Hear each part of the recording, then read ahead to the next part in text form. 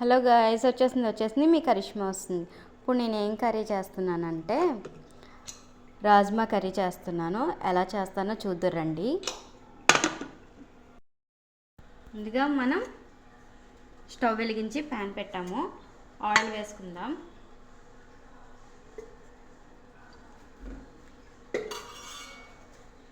Oil వేసుకున్నాం కదా, onions,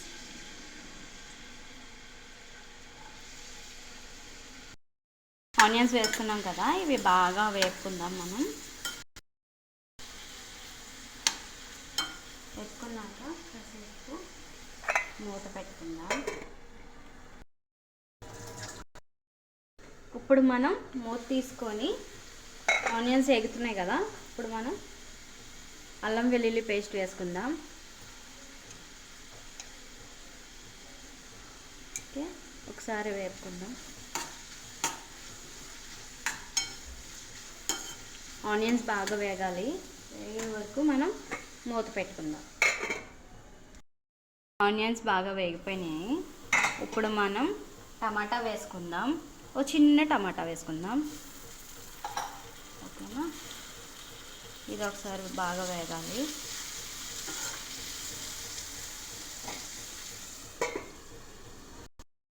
టమాటా వేగిపోయినాయేమో చూద్దాం. చూడండి, వేగిపోయినాయి కదా. ఇప్పుడు మనం సాల్ట్ వేసుకుందాం.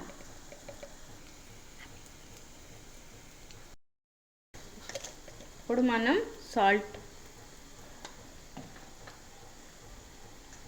పసుపు, కారం,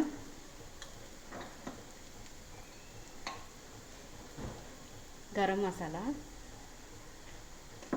అన్నీ వేసుకున్నాం కదా, ఒకసారి కలుపుకుందాం.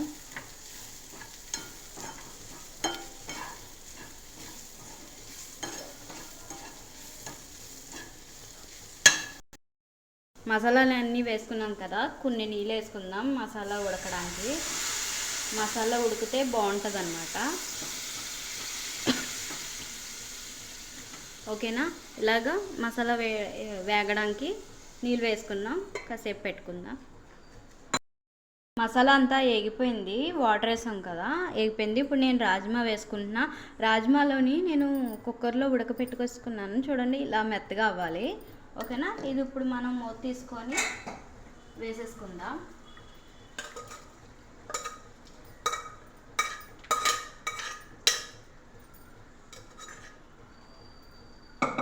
రాజ్మాలో 2 రకాలు ఉంటాయండి. ఇది రెడ్ రాజ్మా, చాలా పెద్దదన్నమాట సైజు. సో చాలా మంచిది హెల్త్కి కూడా. మీరు కూడా ట్రై చేయండి. ఇప్పుడు మనం ఏం వాటర్ వేసుకోకలేదు, రాజ్మాల కర్రీలో వాటర్ ఉంటాయి అన్నమాట. సో అది మనం మూత పెట్టేసుకుందాం. కర్రీ ఫినిష్ అయిపోయిందేమో చూద్దాం. చూడండి, కర్రీ ఫినిష్ అయిపోయింది కదా.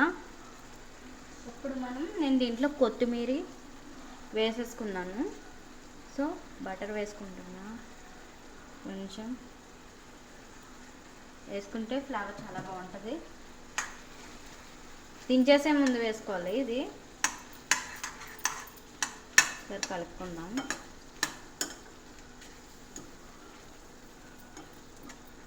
చూడండి, కర్రీ ఫినిష్ అయిపోయింది కదా. స్టవ్ ఆపేసి బౌల్లోకి తీసుకుందాం. వేడివేడిగా ఉన్న రాజ్మా కర్రీ రెడీ అయిపోయింది.